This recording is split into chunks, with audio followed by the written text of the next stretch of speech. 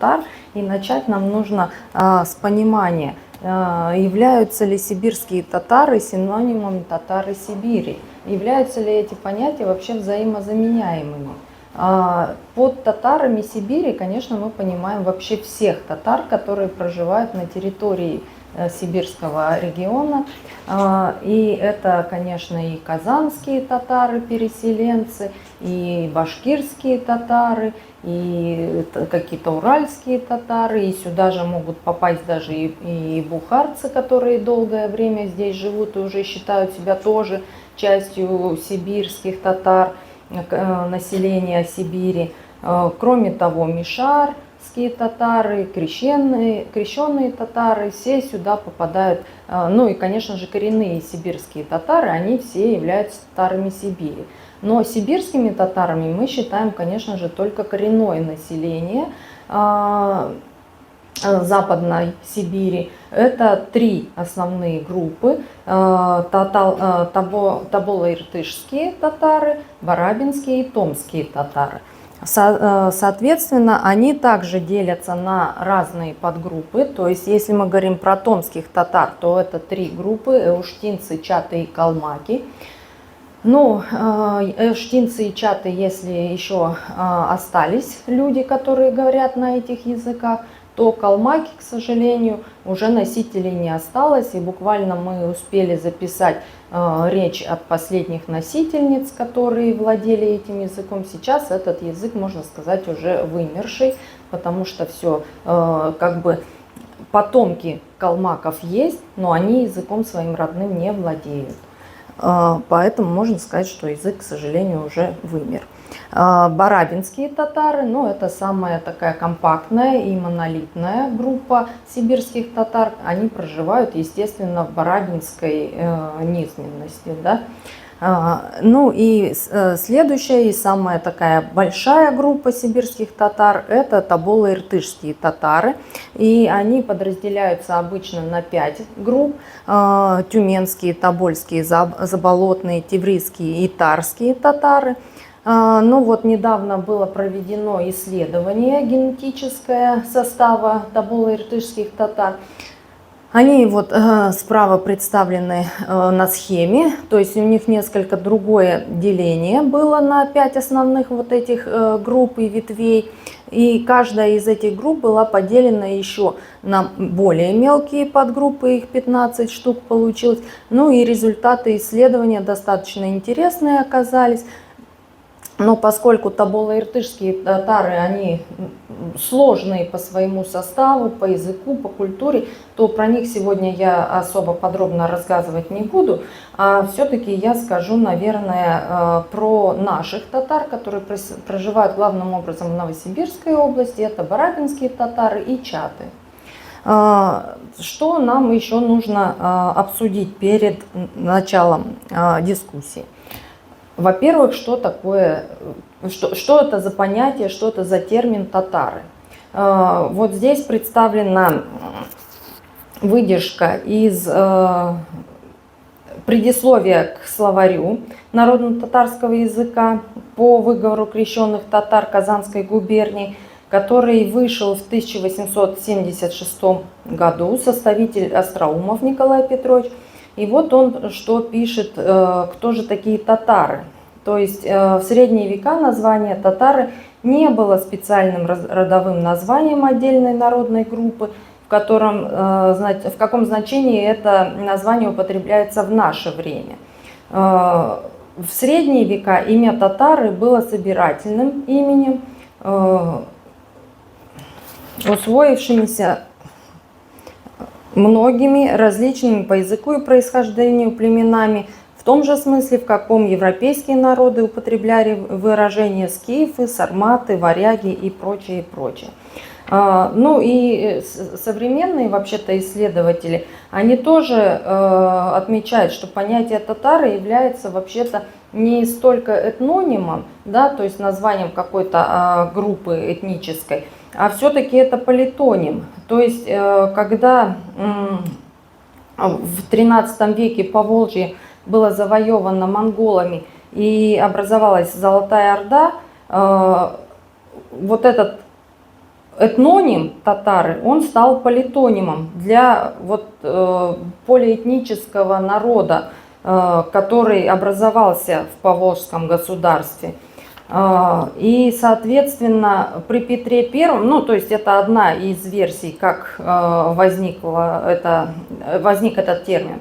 Вторая теория – это что при Петре Первом, ну, здесь он много на самом деле говорит о том, что еще татары связаны с Тартарией, да, то есть с представлением об аде. И если мы вспомним, что еще там несколько десятилетий назад татары писались по-английски как тартар, то здесь прям очевидная связь именно с каким-то потусторонним, загробным миром, с чем-то чужим, с варварами и все такое прочее. В русскую науку это название вошло при Петре Первом, потому что главными учеными, которые занимались изучением вообще языков и народов Российской империи, это были иностранцы. И в первую очередь это были немцы. И для них вообще-то вот все жители Восточной Европы, ну, все, что находится на Востоке, они именовались названием татары. То есть это любые чингизиды, любые тюрки, монголы, они все были татарами. То есть и зачастую это название использовалось не только к тюркским народам, но и монгольским, и даже обско-угорским народом. То есть многих инородцев называли просто татарами. То есть это просто было такое обращение к нерусским, так скажем, жителям Российской империи. Ну и, например, наш коллега из Тобольска, который занимается историей и этнографией таболо-иртышских, ну, главным образом таболо-иртышских татар, он отмечает, что все-таки, если мы говорим про Золотую Орду, то, конечно же, это была такая своего рода империя. И в этой империи было множество народов, и поэтому татары вообще-то являются некоторым экзотнонимом. То есть так называли представителей Золотой Орды другие народы. Поэтому мы не можем сказать, что татары это вот прям на 100% этноним, название какой-то определенной нации или какого-то определенного этноса. И нужно опять же помнить, что, например, начиная с 16 и до начала 20 века вообще-то во многих, может быть, мы сейчас даже, я посмотрю, ну да, вот можно даже на эту карту посмотреть, что вообще-то все народы, они были какими-то татарами. То есть вот здесь и барабинские татары, и кузнецкие татары, и уштинские татары, и там и еще какие-то татары были, и черновые татары, и лебединские. Но со временем они все восстановили свои родовые названия, они стали шорцами, или хакасами, или там телеутами, или еще кем-то. Но вот сибирские татары, к сожалению, свои родовые названия не восстановили, поэтому нужно, опять же, понимать, что барабинцы или, например, барабинские татары, это будут взаимозаменяемые такие понятия, равнозначные в данном контексте. И это не говорит о том, что барабинские татары равно казанские татары. Это, конечно, совсем другой народ, это коренное население именно Новосибирской области. Вот так. Ну и, соответственно, начну я с барабинских татар или с барабинцев. Само название у них Бараба или Барабалар. Они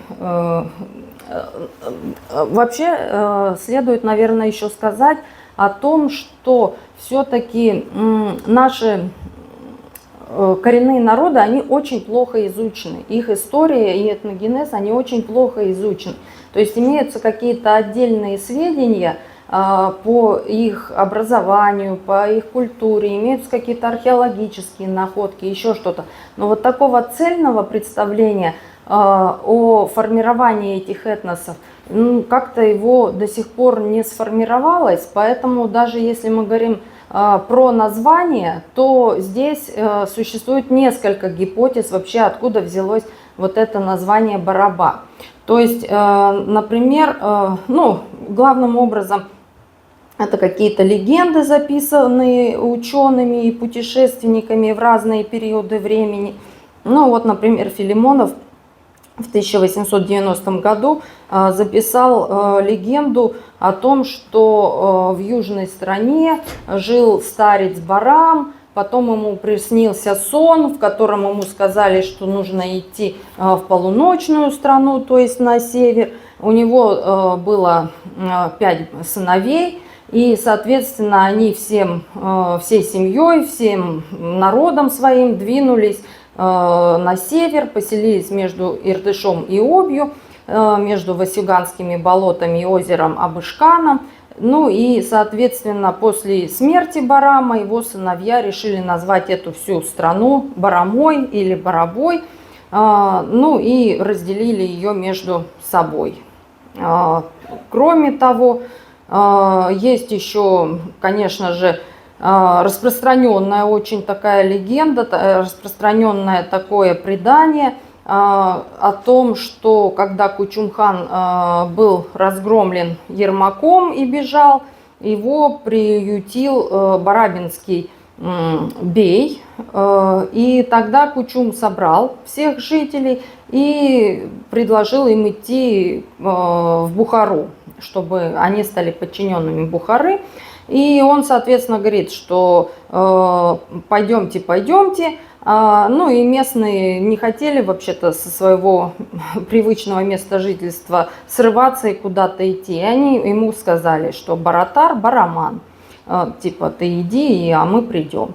Ну, Кучум еще раз им предложил пойти вместе с ними. Ну и они ему уже закричали Бараман, Бараман, ну что мы придем, но и как бы после этого уже стали местное население, местных татар называть Барабой или Барамой. Ну, если принять на веру, что именно это является обоснованием появления вот названия, то тогда этноним, он со временем стал топонимом, то есть по народу, населявшему эту область, назвали место, где они проживают. Но есть и другие как бы версии, как появилось вообще название Бараба. Так Нечаев, например, считает, что Бараба – это бар, глагол, который имеется во многих тюркских языках, и он обозначает есть, имеется, существует. А аб по-персидски – это вода. То есть, соответственно, Бараба может переводиться как многоводье. Эту же гипотезу подтверждает Фасмер, потому что он считает, что Бара – это болото или лужа, ну и, соответственно, опять же, это все связано с водой. И, конечно же, если мы посмотрим на карту Барабинской лесостепи, то мы увидим, что там очень много рек, болот, озер. Поэтому, может быть, на самом деле сначала возник топоним, который обозначал эту местность, заполненную водой, а потом уже люди, которые жили на этой территории, тоже стали называться, соответственно, Барабой. Но однозначного ответа нет. Может быть, со временем ученые придут к какому-то единому мнению, откуда вообще произошло это название. И когда я буду говорить про чатов, с их названием проблем тоже ничуть не меньше, потому что тоже не очень прозрачно, откуда же возникло вот это название чаты. Как сформировались барабинские татары? Да, ну вот картинка, соответственно, это из нашей поездки, какое-то озерце по дороге там нам попалось. Ну и как вообще образовались, поскольку мы говорим про этногенез, то как образовались вообще барабинские татары? Нужно сказать, что вообще-то археологические данные, которые проводились на территории вот Барабинской лесостепи, они показывают, что здесь жизнь зародилась еще со времен Верхнего Палеолита. И она вообще постоянно поддерживалась на этой территории, постоянно какие-то племена здесь жили. Вот. Ну и потом уже, если мы говорим про более поздние времена, например, про эпоху бронзы, то здесь уже расселялись главным образом самодийские и угорские какие-то компоненты. Обские и угорские какие-то племена и народы. А уже потом, во времена тюркизации, когда с территории Китая и Монголии первые тюрки начали проникать в Барабинскую лесостепь, то это уже где-то 7 век нашей эры. Ну и затем уже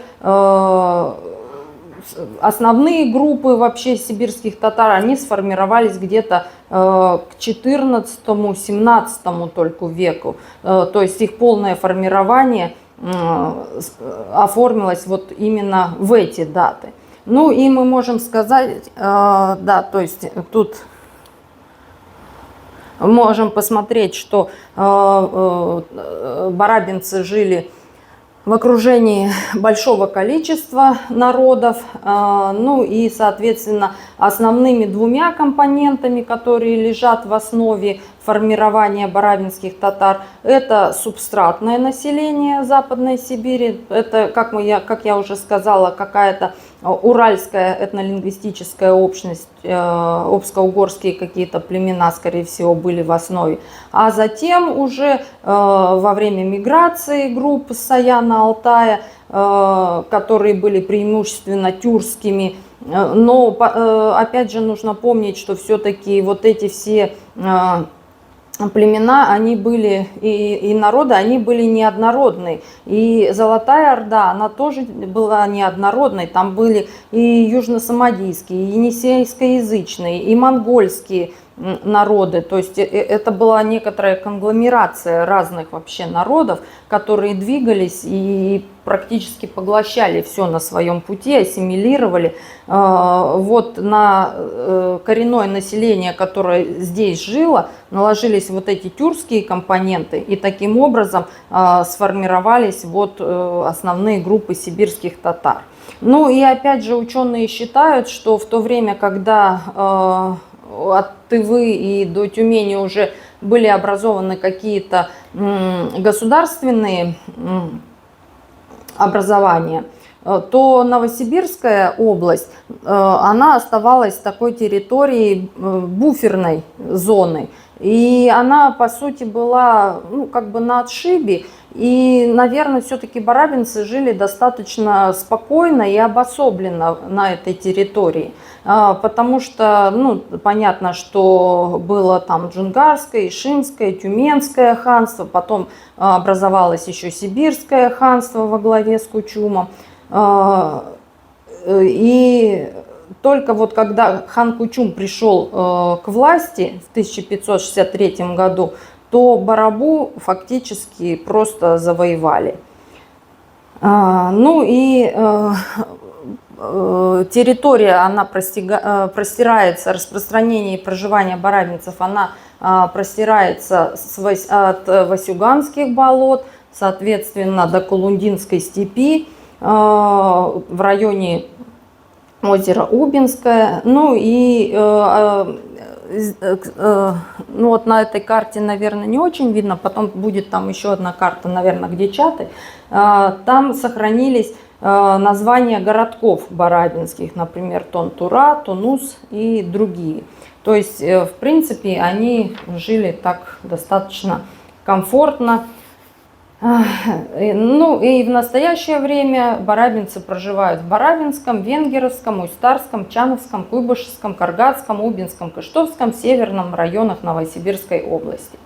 Опять же, если мы говорим про численность населения, про численность барабинцев, то точных данных нет. И если какие-то ранние переписи населения, те же переписи, которые проводились, например, в Российской империи, они все-таки фиксировали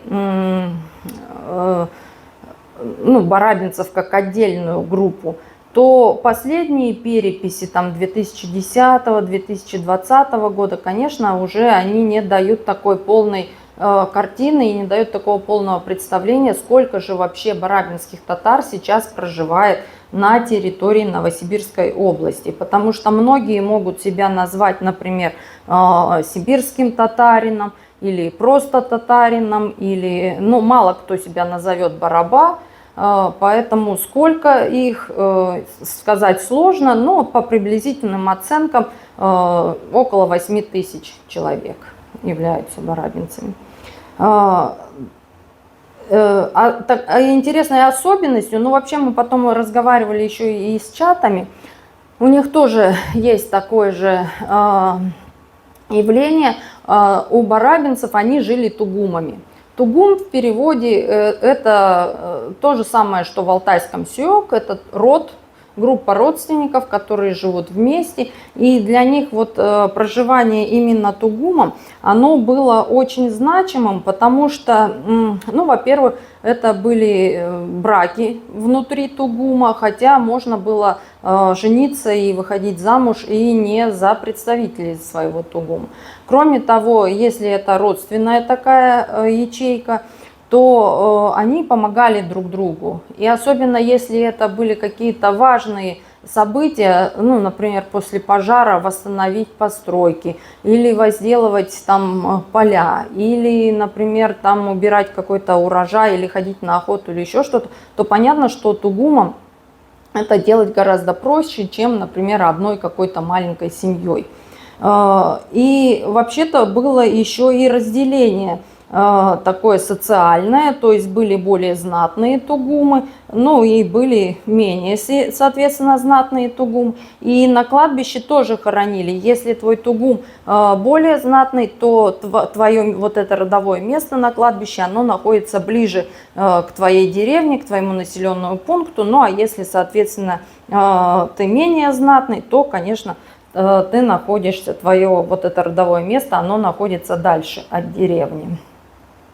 Ну и вообще, когда вот уже начали в Сибирь массово проникать, например, волжские татары, то чтобы получить какие-то земли, получить какие-то привилегии, в принципе, они заключали браки с местными барабинскими татарами, и тогда их записывали на породу или записывали там в тугум, и они при этом получали какие-то привилегии. Ну, об этом, кстати, рассказывают наши информанты тоже достаточно часто, что вот такое было, да.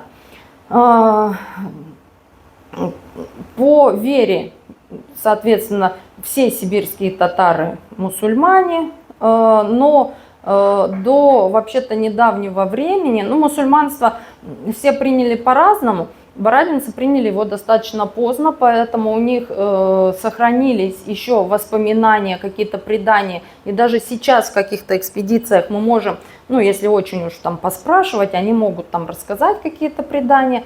Они были язычниками. И отличительной особенностью барабинцев является то, что они верили в куклы. То есть у каждого был такой определенная такая кукла тряпичная, такой идол. И, естественно, этому идолу приносились жертвы. То есть если ты там рубишь скотину или режешь рыбу там, или еще что-то, готовишь какую-то еду, ты должен окропить этого идола, соответственно, кровью или там еще чем-то, вот, какие-то подарки делать. И вот эти верования, они оставались еще где-то до 80-х годов. Сейчас, конечно, они говорят, что нет, у нас кукол уже нет. Молодежь, конечно, про это уже даже не знает и не помнит. Но коллеги считают, что вообще-то, скорее всего, все-таки где-то эти куклы до сих пор припрятаны, хранятся, может быть. Вот, и все-таки, может быть, даже если им не поклоняются, то очень трепетно к ним и бережно относятся. Ну и кроме того, поскольку они были язычниками, то до сих пор остаются предания о духах-покровителях. Ну, например, это Иясе, хозяин, там, например, хозяин дома УИС или МАУ ИС, хозяин там двора, скота, ну и так далее, там подобное. И вот распространенным еще таким мотивом фольклорным является Хазыр Ильяс или Хазыр Бабай.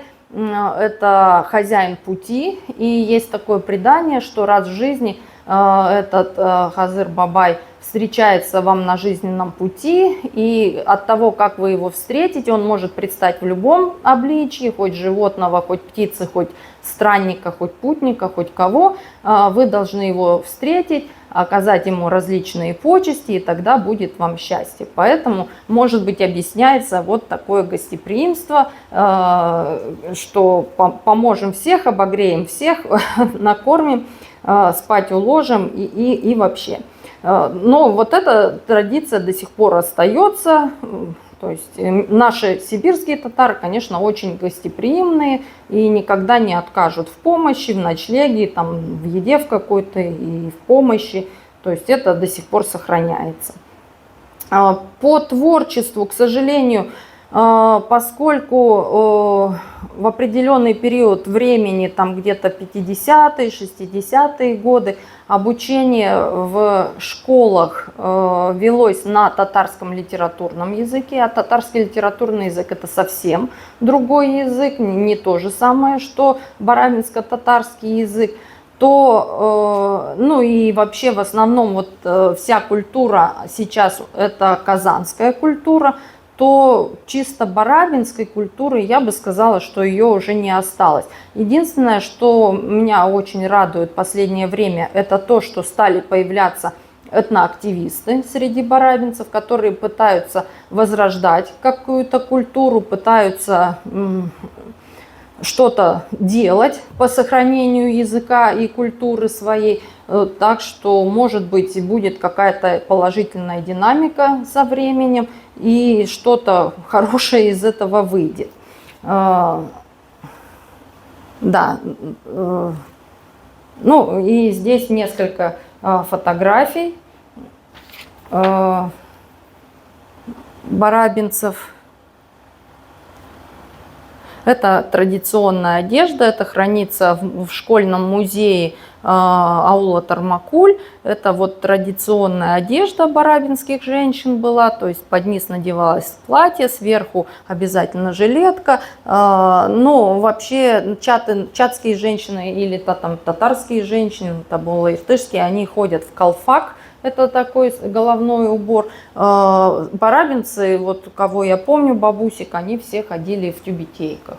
Вот, ну здесь вот он что-то нам не сказал, что они на голове носили. Но и ткань такая очень приятная. Либо это какой-то такой очень хороший тонкий хлопок, либо это какой-то сатин такой тоже хлопковый, но очень хорошего качества. Я думаю, что такой одежде вообще сноса не было. Ну и в правом верхнем углу можно увидеть ручные жернова.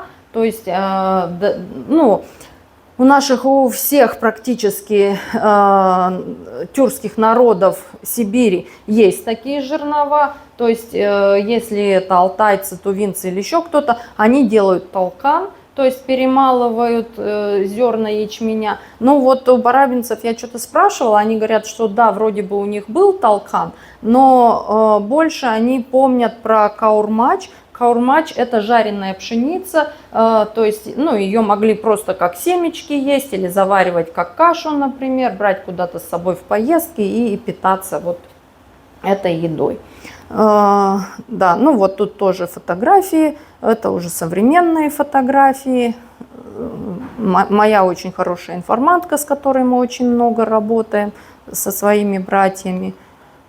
Так, да. Ну и если мы еще коротко сказать, наверное, прям буквально быстро скажу про традиционное хозяйство, то, конечно же, в первую очередь это было скотоводство. Ну и, конечно, в первую очередь среди скотоводства это было коневодство. И вообще барабинцы считались очень хорошими скорняками. Они очень тонко могли выделать шкуру, вот эту кожу, особенно коней, там, баранов, еще кого-то. и она могла идти в уплату ясака, да, то есть в уплату налогов, так скажем. Вот. И кроме того, конечно же, разводилась птица в больших количествах, до сих пор это остается, но главным образом это гуси, потому что водоемов очень много. Ну и гуси это такая уникальная, в принципе, многофункциональная птица, то есть можно ее и съесть, и в подушке использовать, и перья там где-то в приготовлении что-то применять. Вот. Ну и уже потом со временем и собирательство. Собирательство это до сих пор у наших сибирских татар, оно остается. То есть это и грибы, и ягоды, ну травы в меньшей степени, но в основном грибы и ягоды, конечно, это все собирается в сезон.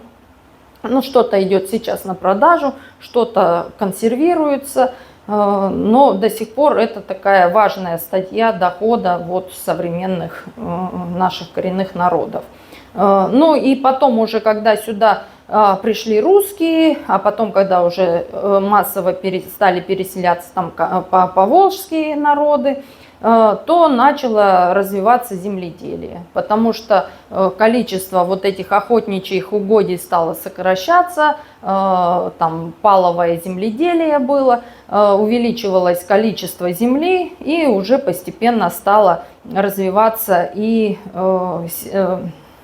земледелие, соответственно. Ну и постепенно, естественно, когда произошла революция, когда образовались колхозы, совхозы, то, естественно, уже ни о каком личном подсобном хозяйстве речи не могло быть, стала государственная форма хозяйствования преобладать. Но потом и до сих пор все-таки сохраняются какие-то приусадебные и приусадебное хозяйство сохраняется, и индивидуальное животноводство сохраняется, но главным образом это все-таки птица, по крайней мере у барабинцев точно это гуси. Кроме того, это могут быть барашки какие-то, ну и, конечно же, кони. Коров держат, но уже прям в таких незначительных количествах, но это, наверное, общая тенденция вообще в современной деревне, ну, потому что это все трудоемко и достаточно дорого содержать такую скотину. Вот. Ну и дальше я, наверное, уже покороче расскажу про чадских татар. И если, как я сказала раньше, по барабинцам есть какая-то, ну, все-таки достаточно большая по сравнению с долей информации к чадским татарам, то по чатам прям этой информации чрезвычайно мало, и то, что про них пишут, у меня вызывает некоторые сомнения, как вот они образовались и еще что-то, потому что какие-то источники говорят о том, что все-таки они пришли из сибирского ханства, с Искера пришли, и какое-то время они жили в Барабе вместе с барабинцами, бок о бок жили, и потом уже, ну, наверное, уже после разгрома Кучума они двинулись сюда, соответственно, вот в район Колывани, и потом, когда был образован Томск, Томский острог, часть вот чатов, она ушла в Томскую область, туда ближе к Томску. Вот. Кто-то считает, что все-таки это коренное тоже население, это какие-то были автохтонные угорские, самодийские, кетские племена, которые подверглись, опять же, тюркизации. Но эта тюркизация была с разных сторон шла, то есть это и кочевники Алтая, и это кимаки. Да. Да, и это и кимаки могли быть. Ну, вот тут видно, что вокруг очень все заселено. И это карта Сибирского ханства. И если мы посмотрим, вот где Тоянов городок, Тонтура, самая восточная часть этого ханства, вот как раз там и жили, соответственно, чадские татары. Да, в настоящее время они проживают, соответственно, в Колыванском районе, недалеко от Колывани, в деревне Юрт-Орай и Юрт-Акбалык. Вот. Ну и в Томской области Черная речка, там может быть Кафтанчиково, еще что-то, ну несколько деревень в Томской области, но там они как-то не так компактно живут, они размазаны среди другого населения, поэтому немножко трудновато их там выискивать, а в Новосибирской области они сохраняют свое компактное проживание, вот, и соответственно, да, если мы посмотрим на эти фотографии, это деревня Юртура, и там есть прекрасный Навиль Хасанович, такой он активист, и вот благодаря поддержке правительства Новосибирской области он очень облагородил свою деревню, вот построил дом-усадьбу чатского татарина. В ней восстановлен быт, то, как было в домах чатских татар, то есть какой-то там приусадебный тоже участок у него есть. Ну вот сейчас, да, и он построил мечеть, соответственно, рядом с мечетью есть медресе, где он проводит обучение ребятишек, ну и взрослых, если есть такие, чатско-татарскому. Вот он выпустил 2 такие книжечки, 2 пособия, я могу пустить, чтобы вы посмотрели. Вот, то есть он, ну и люди, которые там активисты из этой деревни, они, конечно, очень много делают по возрождению и сохранению своей культуры, своего языка, но это именно вот активисты такие. Вот. И вторая деревня Юртак-Балык, там тоже вот, кстати, плывет на лодочке Велюр Рафикович, директор местной школы. Он тоже такой очень активный человек, активно возрождает культуру чатов. И здесь он плывет, там и мужчина вот несет лодку-долбленку, на НГС есть сюжет, то есть лодки-долбленки — это одна из особенностей чатских татар, то есть они их делают из целого ствола дерева. Технологии не утрачены, то есть в Юртак-Балыке вот его сын и еще один мужчина, они могут делать эти лодки-долбленки. Ну и если кому-то интересно, можно посмотреть на сюжет о том, как она делается и как на ней передвигаться. Ну и, соответственно, поскольку условия жизни были приблизительно одинаковые, то чаты, конечно, тоже занимались в первую очередь скотоводством, занимались собирательством, так же как барабинцы, рыбная ловля, до сих пор это остается таким тоже значимым хозяйственным элементом. Ну и, конечно же, охота, это тоже все сохраняется. Есть одно большое отличие. Когда, ну, то есть был старый московский тракт, который там шел через определенные населенные пункты. Например, если мы говорим про барабинцев, то это были в Омской области Тара, потом это было Венгерово, потом это был Каинск, дальше там куда-то это тоже все шло, наверное, в Каргат куда-то.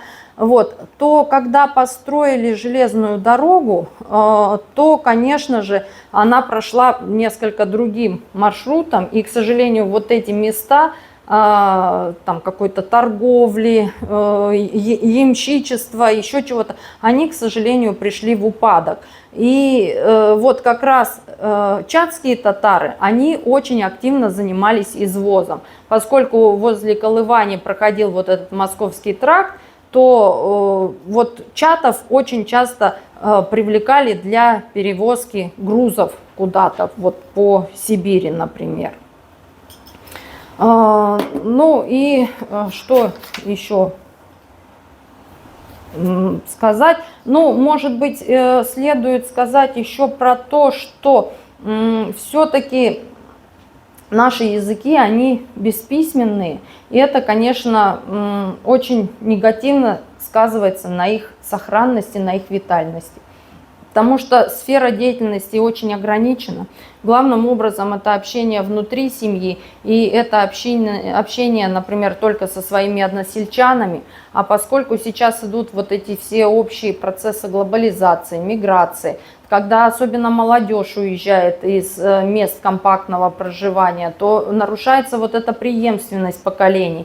И если, например, я там 20-25 лет назад к ним ездила, записывала язык, собирала материалы, они говорили: да что наш язык записывать и сохранять, он и так никогда не умрет. То сейчас приезжаешь и смотришь, что они уже сами видят: ну ладно, наши-то дети еще как-то говорили на языке, а наши внуки-то уже вообще сейчас не говорят на языке, и уже что-то надо делать и как-то это сохранять.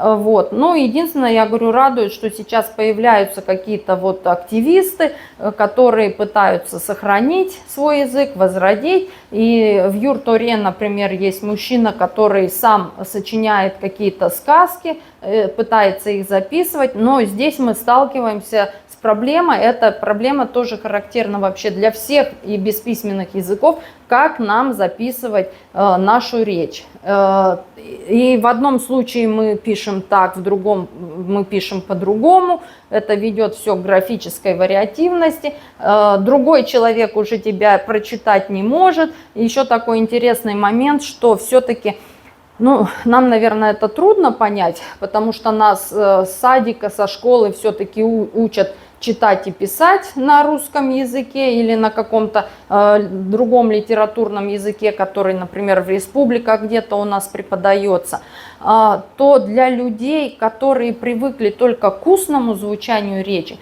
они не могут воспринять написанный текст. И даже я привозила какие-то книги, которые писали там какие-то предыдущие исследователи. Носители не могут понять, что в них написано, потому что для них непривычно вот это графическое отображение. Они не могут соотнести написанный текст и звучащий текст, и возникают определенные трудности в связи с этим.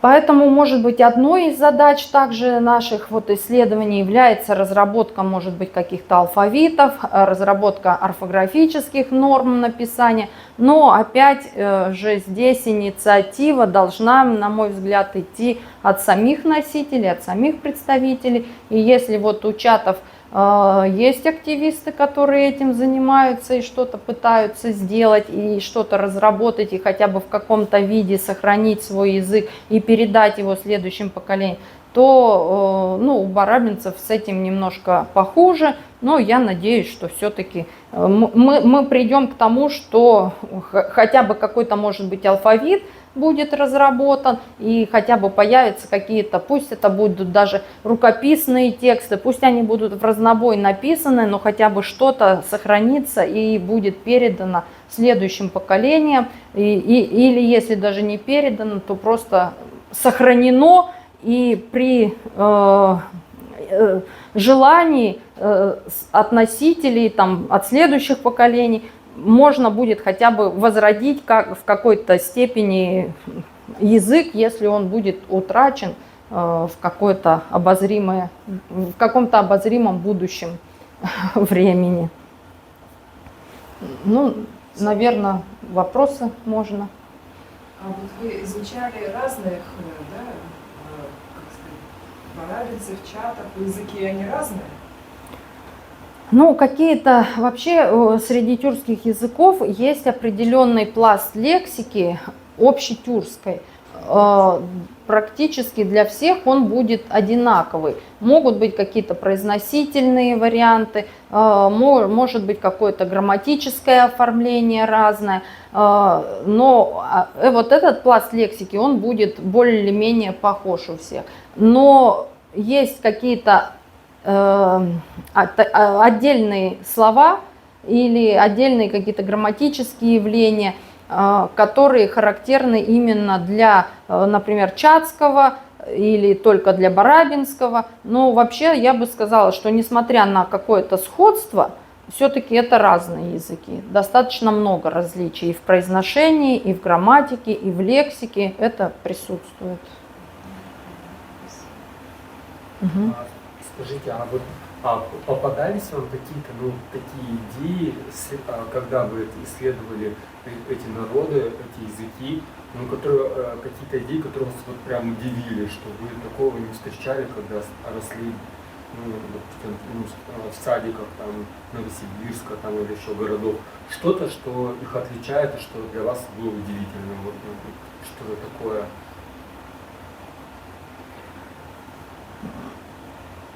Ну, наверное, такого нет, но вообще я просто сама тоже городской житель, а поскольку и барабинцы, и чаты это все-таки сельские жители, они живут в сельской местности, там, конечно, другие привычки и традиции какие-то, и, может быть, вот в этом была просто разница, ну а так что-то радикально увидеть. Нет, конечно, у них есть какие-то свои традиции, поскольку они мусульмане, это другая культура, это другая вера, конечно, у них сохраняется там, например, и там никах какой-нибудь, да, то есть это венчание, там свадьба там парня и девушки, или там, например, было там раньше воровали невест, например, тоже, у нас такого, естественно, уже давно не было, вот, или до сих пор у них есть традиция обрезания мальчиков, то есть это все они придерживаются, похоронные какие-то ритуальные вот эти традиции, они отличаются, конечно, от нас. Вот у нас христианство, крещение Руси, там все знают, как они мусульмане, как они пришли к своей вере, то есть что такого масштабного у них произошло, что какое-то объединение и потребность. Вот это очень хороший вопрос. И у меня, кстати, был тоже один раз молодой человек задавал вопрос, почему вот у нас же очень много, например, сибирских тюркских народов, но почему только сибирские татары приняли мусульманство, потому что все остальные, они либо христиане, либо язычники, либо буддисты. Вот. Среди всех сибирских народов у нас только сибирские татары мусульмане.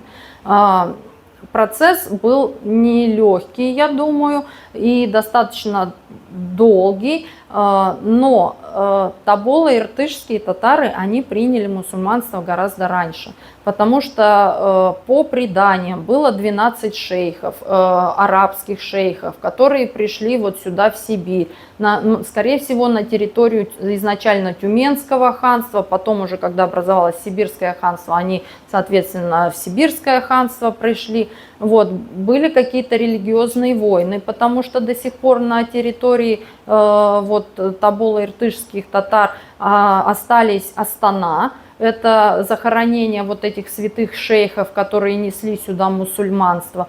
Вот. То есть я думаю, что это все было не очень легко и просто, вот это принятие этой веры, но, скорее всего, повлияли именно ханы, которые, скорее всего, сами приняли эту веру, поскольку она давала какой-то престиж, и потом уже простой народ перешел в мусульманство. Что касается чатов и барабинцев, они гораздо позже это приняли. То есть, скорее всего, тоже были какие-то попытки более раннего воздействия на них, но основную все-таки они, вот, начиная после хана Кучума, они начали принимать мусульманство, потому что это тоже давало некоторые им преимущества. Естественно, барабинцы позже всех приняли, уже когда сюда начали массово переселяться казанские татары, которые уже, конечно, были мусульманами, и эту веру сюда привнесли, и она здесь закрепилась и укоренилась. Закрепление этой веры отрезок времени какой-то. Понятно, что это несколько веков, сколько? 3, 5, 4, я не знаю. Мне кажется, лет 500, наверное, потребовалось. Я просто веду к тому, что мусульман, как ислам, это же Коран все-таки, они знают, то есть они умеют и читать, и писать именно. То есть они же должны Коран читать хотя бы какие-то самые Арабский язык? Раньше, когда были, то есть у них были два типа учебных заведений. Это медресе, религиозная школа, и мектеп. Это как бы просто общеобразовательная школа, где все учились. Вот в медресе, да, готовили будущих вот мулла, там их учили и читать Коран, и арабский они учили, и до революции, и даже еще немножко после революции были люди, которые могли читать Коран, которые могли читать по-арабски, могли писать по-арабски, и графика вообще-то была еще арабская вот эта. Но сейчас только, наверное, если ты учишься где-то либо в медресе учишься, либо ты учишься уже в какой-то духовной семинарии. Вот в Казани есть не институт Корана, в общем, высшее уже такое образовательное учреждение. Вот, может быть, там их учат читать. Но дело в том, что, и вот опять же, это информанты рассказывают о том, что сейчас нет таких образованных людей, нет муллы такого профессионального, который мог бы читать Коран. Они, даже вот молодежь есть, или там не очень молодые люди есть, они просто запоминают на слух вот эти вот, как звучат вот эти все молитвы, но они их могут воспроизводить, но не факт, что они вообще понимают, что они говорят даже. Вот, то есть таких вот образованных прям людей, вот среди барабинцев и чатов прям, очень мало. Кто мог бы читать, понимать и писать по-арабски. Сейчас они на русском говорят. Говорят, конечно, на русском. И русский к ним пришел, сперва они стали мусульмане, потом к ним пришел русский язык. Я думаю, что нет, потому что русские же с 16, наверное, 17 века начали уже первые сюда проникать в Барабинскую степь. Они несли русский язык, наверное, как-то они коммуницировали между собой. Но массово, конечно, он пришел в 19, 18, 19, и, естественно, в 20 веке, когда все уже образование в школах было на русском языке. Хотя был период, когда, как я уже сказала, преподавание в школах татарских велось на татарском литературном языке. И, я на самом деле застала бабусю, которая по-русски вообще не разговаривала. Но уже там в начале 2000-х таких людей было очень мало. Конечно же, уже все были билингвами, а может быть даже и трилингвами, потому что еще и татарский литературный был язык. Вот. А если это был очень образованный человек, он еще и арабский, например, знал. Но сейчас, конечно, первый язык это русский у них. Просто все эти вопросы связаны с тем мужчиной, который вы сказали, что он пытается восстановить изначальный язык, как можно сказать. Каким алфавитом он там вообще собирается пользоваться? Алфавит, вообще надо сказать, что для сибирско-татарского, для таболо-иртышского разработан алфавит и нормы орфографии. Но ничего не хочу сказать про составителя этого алфавита. Мне кажется, что они просто взяли татарский литературный, казанский литературный алфавит и просто его используют для своих целей, потребностей. В основном русская графика, конечно, с добавлением каких-то специализированных значков для обозначения тех звуков, которые отсутствуют. Но, на мой взгляд, основная проблема не в том, чтобы разработать алфавит, как написать буквы, какие буквы туда включить, а основная проблема это разработка все-таки орфографии, свода правил, как писать. Потому что даже мы сами тексты записываем какие-то для своих целей, бывает очень сложно прийти к какому-то пониманию, как это записать, потому что звучит так, но по правилам надо писать по-другому, или все-таки сохранять, придерживаться устной традиции, фонетической, а не фонематической. И, в общем, это очень сложный вопрос. У нас сейчас активно ведется работа по разработкам орфографии для других языков, там очень много как бы вопросов. Татьяна Раисовна, огромное вам спасибо за интерес к этой теме и за вашу лекцию. Я, к сожалению, подошла попозже. И у меня вопрос в развитии предыдущего. Вот, ну, мне кажется, может быть, немножко странным, ну, возможно, потому что я не в теме, что алфавит разрабатывается кем-то. Вот все-таки как это происходит? И есть ли другие примеры, когда для бесписьменных языков кем-то разработали и успешно используют алфавит? Ну, сейчас активно очень ведется работа. Какие еще языки? Ну, например, вот наш коллега занимается разработкой письменности и разработкой алфавита для кумандинского языка. Это один из народов Алтая. И, ну, там, конечно, инициатива идет от самих носителей. То есть у них такая достаточно мощная группа есть, которая занимается. И так и должно быть, наверное, да? Потому что Естественно, да. Конечно, конечно. Если у носителей у самих не будет желания сохранять, развивать и принимать, то ученые, конечно, могут создавать, что хотят, но это будет бессмысленно и не будет использовано на практике, как это вообще-то есть с некоторыми языками, когда алфавиты разработаны, но носители их не принимают, потому что, ну, неудобно им, например, писать, или они там не согласны как-то. Вот. Поэтому, конечно, инициатива должна идти в первую очередь от носителей языков.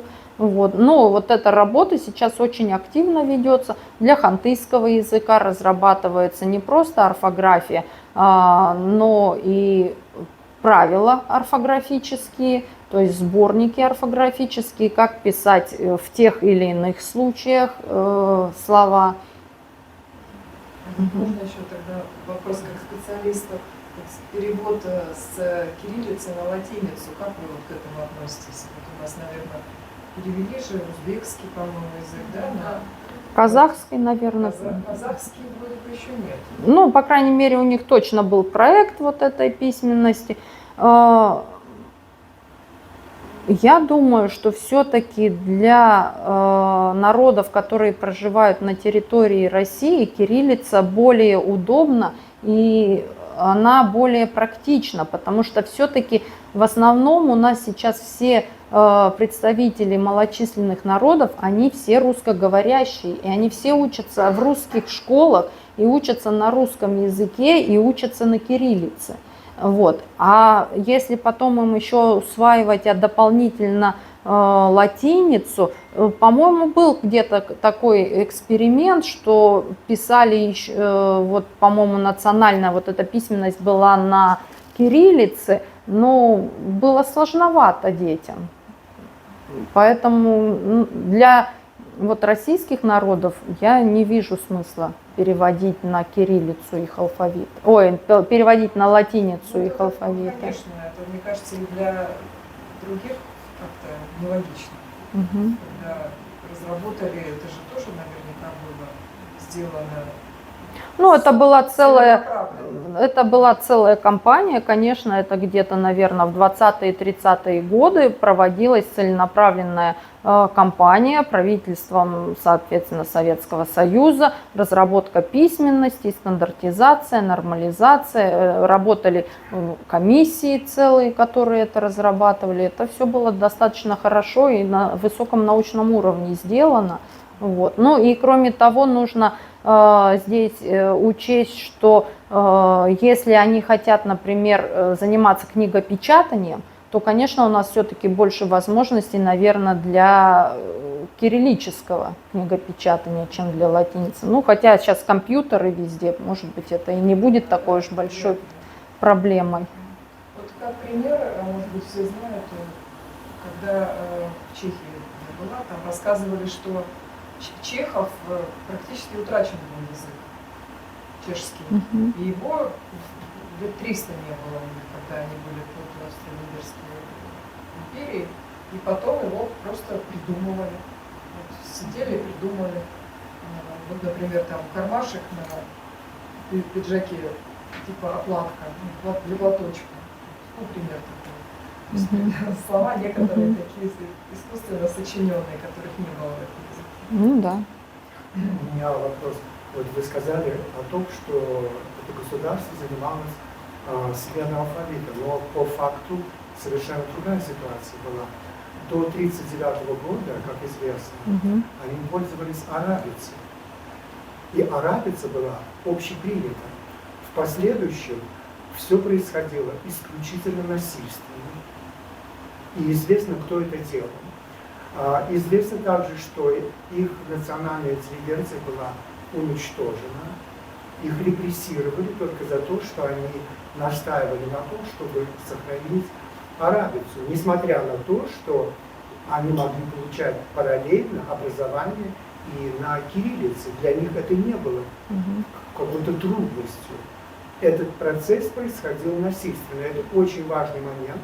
Почему я это отмечаю? Потому что сейчас, вот вы упоминали мусульманское учебное заведение какое-то в Поволжье, они начали дискуссию по этому вопросу с тем, чтобы все-таки каким-то образом восстановить то исходное, потому что, насколько известно, литература их разбивалась, начиная с IX века, до 1939 года, и вот эта вся литература, они оказались от нее оторваны. И они, там классика, кстати, татарская, она им недоступна, они сейчас читать это не могут. Ну, вы имеете в виду именно сибирских татар или казанских татар? Я имею в виду татар в целом. Дело в том, что вот то, что вы говорите об этногенезе, вы сказали только примеры европейских авторов. В настоящее время по проблеме этногенеза татар литературы очень много.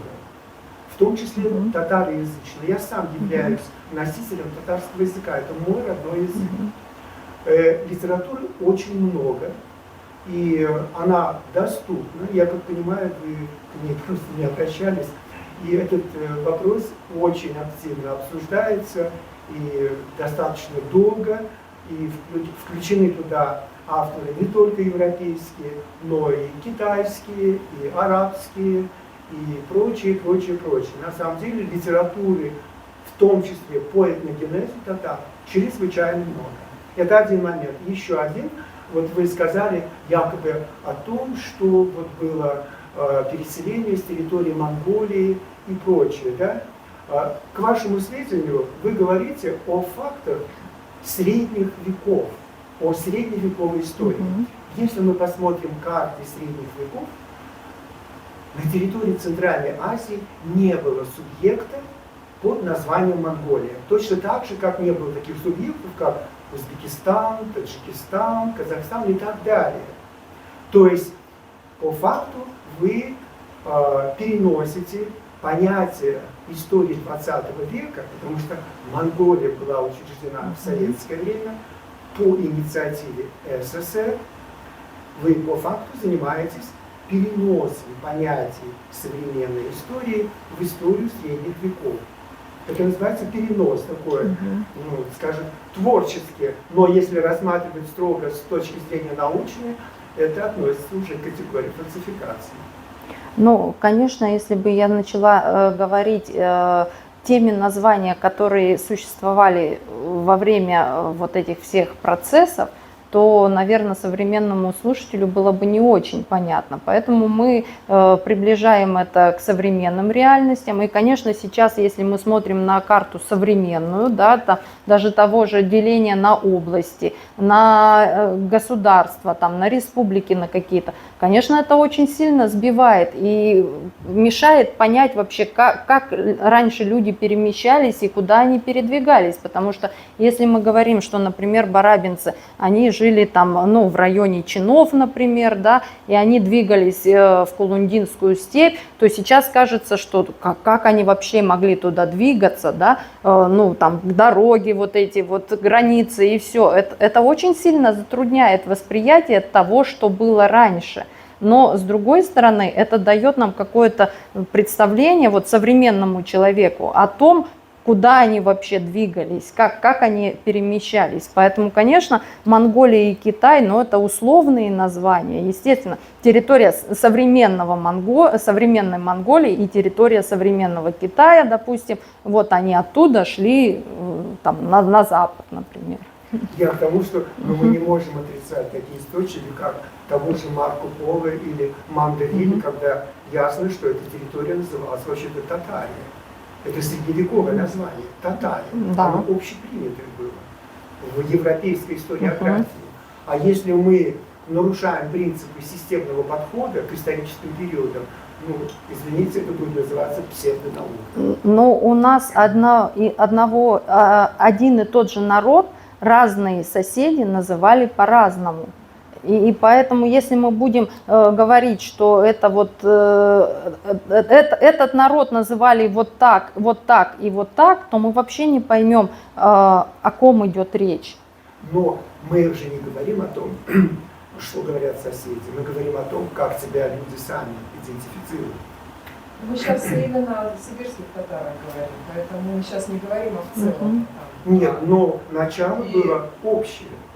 Обо всем вы сказали, О термине татары, о названии татары, кто такие татары, да. То есть, ну, как бы изначально, да, может быть, это было и родовое название, но, например, некоторые группы хакасов, они до сих пор себя называют тадар. и алтайцы они называются. Некоторые называют, и они да. говорят, что нас насильственно переименовали в советское время. Ну, там много версий. Да. Ну, вы называете одну из них. Конечно. Вот в чем дело. Конечно, у меня есть какое-то свое видение, и я с этим видением поделилась с вами. Ну, у кого-то это может быть какое-то другое видение, и с нашими татарскими коллегами мы очень активно дискутируем по этому поводу.